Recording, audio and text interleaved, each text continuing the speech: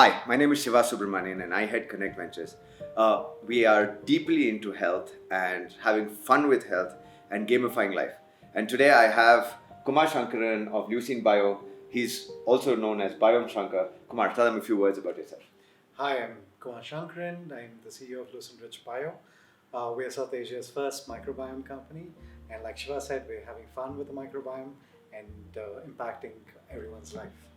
There's lots of work that's been done on the microbiome. As we know, exercise independent of diet changes the gut microbiome. And now we're trying to get into how different exercises, how different sports are actually impacting the microbiome.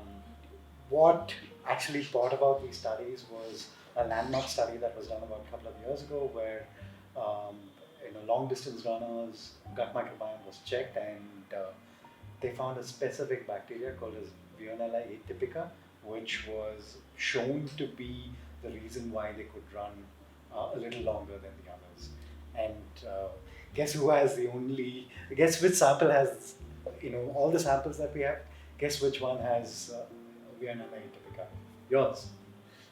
Having said that, Kumar, we only have 100 samples, so we shouldn't get too excited by it. But this is one of the things that we'd like to actually take out to people and actually get more data from the whole country as it is, so that we're able to see the impact of the microbiome on sports at large. So one of the things we also came upon recently is another study on the different kinds of microbiome that different kinds of athletes actually have. And it's all related to, interestingly, oxygen consumption and the kind of impact sport as well.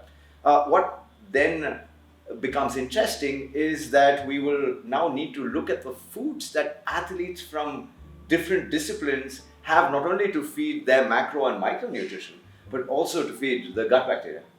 Yes, and it's not about the different sports as well. It's about what their body condition is at that point of time.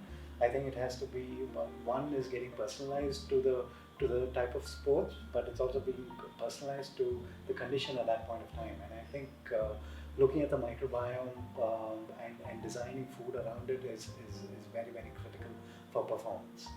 Because today the fermented food industry is sort of popping up again. But as India, we've always had like a very huge resource for fermented foods. Do you think we're losing it today in some way? I think we've lost it ever since refrigeration came into place. We've lost the art of fermented foods, and slowly it's probably gone out of our diet. And it's very, very important to get it back into our diet. I mean, a simple example that I can give you is, as soon as curds is made, it's put into the fridge, and all the good bacteria die over there. So having fresh curds is a lost art in India. May I also ask a couple of things since we're discussing curd? It would also be important to get it from an A1 source or an A2 source. I've seen some recent research on that as well. What do you think of that? I think the different kinds of curds that are available provides different kinds of nutrition. So it is dependent on the person's present microbiome, what needs to be achieved. It's based on that what kind of curds needs to be given. Whether it's a dairy-based fermentation, it's a non-dairy-based fermentation. That also determines what kind of bacterial composition goes into the gut. And also, what are your thoughts on pasteurization of milk? Okay, I'm not going to have a popular opinion over here. Maybe pasteurization was the wrong thing to do. It did improve the shelf life of the milk, but I think we're losing out on value that milk provides by pasteurization. So it's a technique which is both needed, but at the same time, the nutrient value is going down with pasteurization. I mean, that's great. So the other thing is, can we do a quick scenario on what kinds of foods you may recommend for a particular kind of sport in terms of just fermentation? I mean, because today when you look at sports nutrition, we're not looking at it as gut bacteria. And one of our areas of speciality and what we've been developing currently with the health exchange is actually to bring this kind of knowledge out to the market at large. So can you just take a quick case scenario and just tell us how you would develop a certain bacteria for a certain athlete and why? Just a short one. So let's just take short chain fatty acids, and that's very, very important for the gut bacteria, because from there a lot of good nutrients are then circulated to the body. So getting food which is probably rich in fiber, which will allow for short chain fatty acids to be there in the gut and for that to be further processed. I think is a good way to start. So that's I mean, in a very very simple way. I think that's the way forward. That's great, Kumar. Again, the idea for us is to do these short modules for you, and actually we'll put all the studies up as well, so that anybody who wants to begin to learn about it and where to test and how to get this kind of data for your own performance, for life, has access to it. Just a small addition to whatever you're saying. It's also important for people who have any gut issues to be careful of what kind of fiber they put in. Maybe we should just also toss that out, because these things become like one size fits all, and as you know, we're far away from that. So maybe we should also put out the fact that fiber is Yeah, the gut microbiome one size fits all theory doesn't work at all. It's super personalized. It's what you require at the moment. You look at a lot of high performance athletes' guts, and you see a lot of the probiotics actually going down.